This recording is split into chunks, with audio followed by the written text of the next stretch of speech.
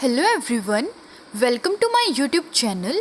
In this video, we will study about organization and physical setup of critical care unit and ये part 4 होगा जो critical care unit जो chapter है medical surgical nursing के अंदर उसका।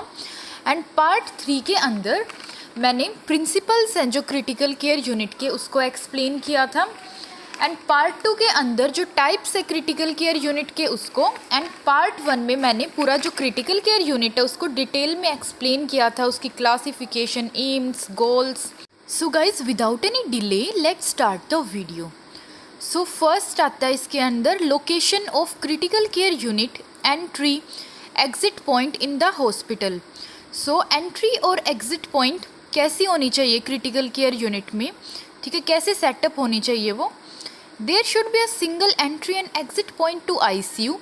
However, it is required to have emergency exit point in case of emergency. So, single entry और exit point होना चाहिए इंटेंसिव केयर यूनिट या जो क्रिटिकल केयर यूनिट होती है उसके अंदर।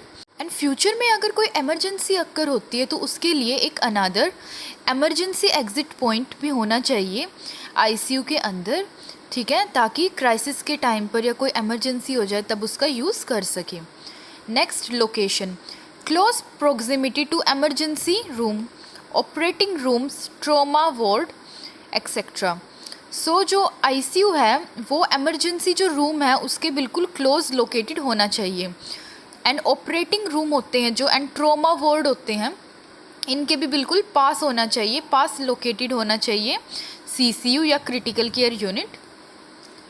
नेक्स्ट है ऑर्गेनाइजेशन एंड फिजिकल सेटअप के अंदर ICU bed designing and space per bed from 125 to 150 square feet area per bed in the patient care area और room of patient.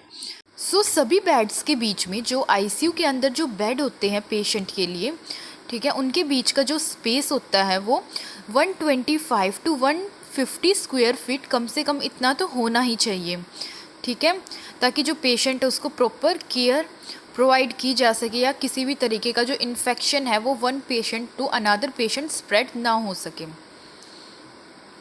There should be extra space to accommodate nursing station, storage, patient movement area, equipment area, doctors and nurse rooms and toilet.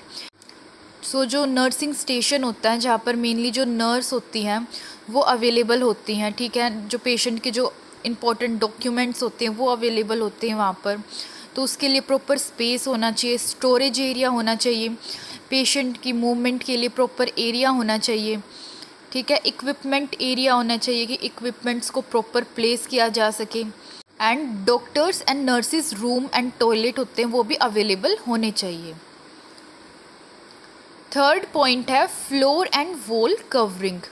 The ideal floor should be easy to clean, non-slippery, able to withstand abuse and absorb sound.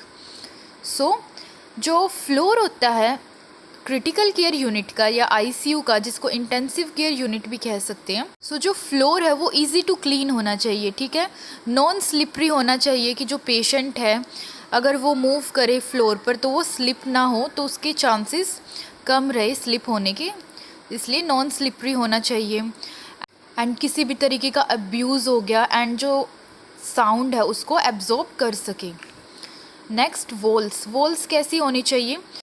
सो जो walls हैं वो durable होनी चाहिए, ठीक है, durability होनी चाहिए, means long lasting होनी चाहिए, एक तरीके से रेजिस्टिंग होनी चाहिए, ठीक है, एंड ईज़िली क्लीन हो जाए ऐसी होनी चाहिए walls. And maintain sound absorption, sound को ईज़िली एब्जॉर्ब कर सके।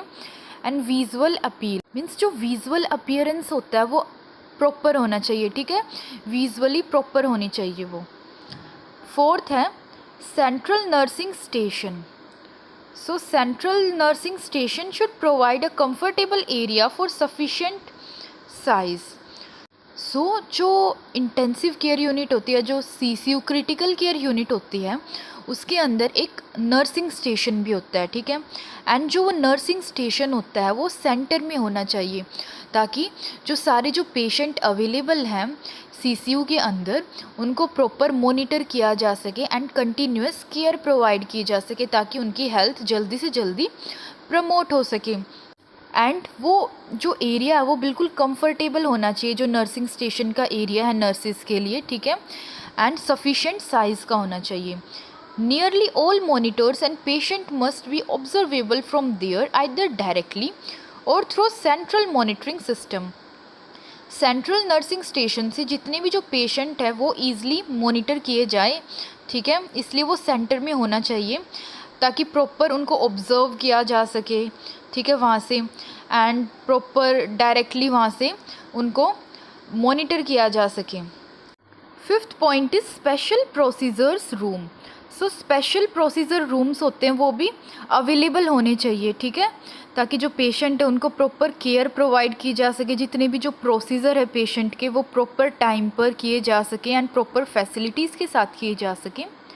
It should be located adjacent to ICU। So special procedure room जो क्रिटिकल केयर यूनिट होती है, जो ICU होता है उसके बिल्कुल पास में होने चाहिए, ठीक है, उसके बिल्कुल एडजेसेंट होने चाहिए। Room size should be sufficient to accommodate necessary equipments and personal. जो प्रोसीजर रूम होते हैं उनका जो साइज़ होता है वो प्रॉपर होना चाहिए, ठीक है, ताकि जितने भी जो नेसेसरी इक्विपमेंट्स होते हैं वो प्रॉपर वहाँ पर फिट हो सके, एकोमोडेट हो सके, ठीक है, एंड जो पर्सोनल्स हैं वो भी प्रॉपर एकोमोडेट हो सके उस रूम के अंदर, ठीक है। तो प्रॉपर साइज़ होना चाहिए प्रोसीजर रूम का। Sixth point is clean and dirty utility rooms. So clean और डर्टी यूटिलिटी रूम्स की जो फैसिलिटीज़ है वो भी अवेलेबल होनी चाहिए क्रिटिकल केयर यूनिट के अंदर, ठीक है। Used for storage of all clean and sterile supplies and also used for storage of clean linen. So clean and dirty utility rooms होते हैं, इनका यूज़ किया जाता है स्टोर करने के लिए जो क्लीन एंड स्टेराइल सप्लाइज़ होते हैं। मीन्स सप्लाइज़ वो जो आइटम्स आते हैं इसके अंदर जिनका यूज़ किया जाता है पेशेंट की हेल्थ को प्रमोट करने के लिए एंड इलनेस को प्रिवेंट करने के लिए, ठीक है। ऐसे आइटम्स आते हैं पेशेंट की केयर से रिलेटेड एंड यहाँ पर स्टोर किया जाता है। जो क्लीन लाइनिन होती है उनको भी स्टोर किया जाता है। लाइनिन मीन्स चद्दर होती है जो पेशेंट की, उनको also used for disposal of items contaminated by body substance and fluid. Special containers should be provided for disposal of needle and other sharp objects. So यहाँ पर जो कंटेमिनेटेड आइटम्स होते हैं, जो पेशेंट की जो बॉडी जो फ्लूइड्स होते हैं, पेशेंट से रिलेटेड जो सब्सटेंस होते हैं उनसे जो कंटेमिनेटेड हो जाते हैं, इन्फेक्टेड हो जाते हैं, सो उनको डिस्पोज करने के लिए भी जो clean and dirty utility room से इनका यूज़ किया जाता है। एंड यहाँ पर जो स्पेशल जो कंटेनर्स होते हैं वो भी प्रोवाइड किए जाते हैं ताकि जो नीडल्स होती हैं उनको डिस्पोज किया जा सके एंड जो शार्प ऑब्जेक्ट्स होते हैं उनको भी डिस्पोज किया जा सके। Seventh point, isolation room.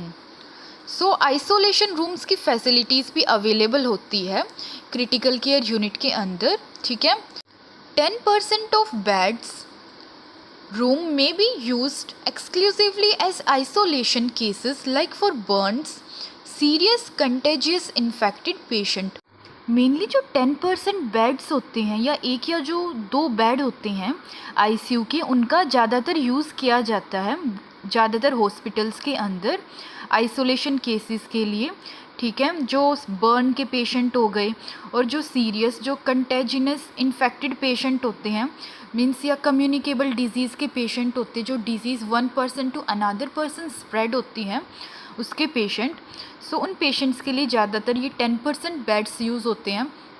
But ज़्यादातर जो हेल्थ फैसिलिटीज़ होती हैं, हेल्थ केयर इंस्टीट्यूट होते हैं, वहाँ पर सेपरेट आइसोलेशन रूम्स भी अवेलेबल होते हैं, ठीक है, ताकि जो सेपरेट केयर प्रोवाइड की जा सके पेशेंट्स को एंड जो डिजीज़ है वो स्प्रेड ना हो सके 1 person to another person. Next है equipment storage. An area must be provided for the storage and securing of large patient care equipment items not in active use। सो जो equipment storage rooms होते हैं ये mainly जो equipments होते हैं जो patient की केयर के लिए यूज़ किए जाते हैं बट एक्टिवली वो यूज़ नहीं किए जा रहे, बट फ्यूचर में उन इक्विपमेंट्स का यूज़ कभी भी पड़ सकता है, ठीक। या अगर एक्सेस में कोई इक्विपमेंट अवेलेबल है तो भी उन इक्विपमेंट्स को यहाँ पर स्टोर कर दिया जाता है, ठीक है। एंड ये सिक्योर करता है यहाँ पर जो लार्ज जो पेशेंट के जो इक्विपमेंट्स हैं उनको, ठीक है, जो कि एक्टिव केयर में यूज़ नहीं हो रहे अभी। Next, conference room. It should be located conveniently for ICU physician and staff use. So जो कॉन्फ्रेंस रूम होते हैं ये मेनली जो आईसीयू का जो फिजिशियन होता है एंड आईसीयू नर्स हो गई, जो अदर स्टाफ है, अदर हेल्थ केयर पर्सनल हैं, उनके लिए अवेलेबल होते हैं मेनली, ठीक है। The room must be linked to each relevant ICU by telephone or the other inter communication system. So जो ये रूम्स होते हैं ये लिंक्ड होते हैं जो आईसीयू के जो टेलीफोन्स होते हैं या अदर कोई इंटर कम्युनिकेशन सिस्टम होता है उससे, ठीक है। मेनली कॉन्फ्रेंस रूम के अंदर जो मीटिंग होती है या कोई भी अदर या पेशेंट की जो कंडीशन है उससे रिलेटेड या कोई भी अदर डिस्कशन होती है उसको किया जाता है यहाँ पर। 10th point is staff lounge must be available near ICU to provide a private, comfortable and relaxing environment.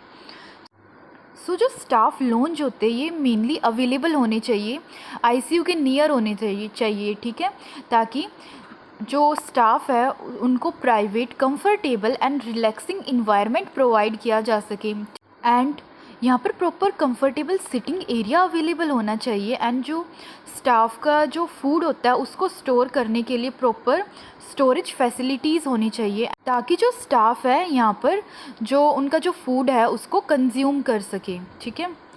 Next, receptionist area. Each ICU should have a receptionist area to control visitor access.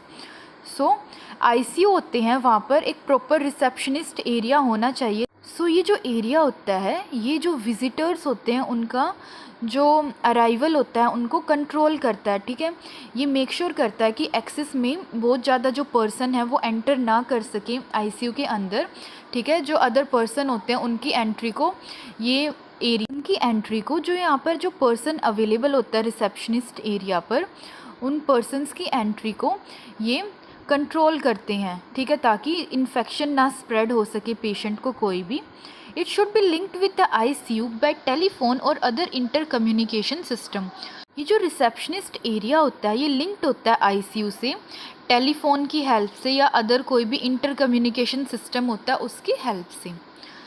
Next video के अंदर हम staffing norms of critical care unit के बारे में पढ़ेंगे।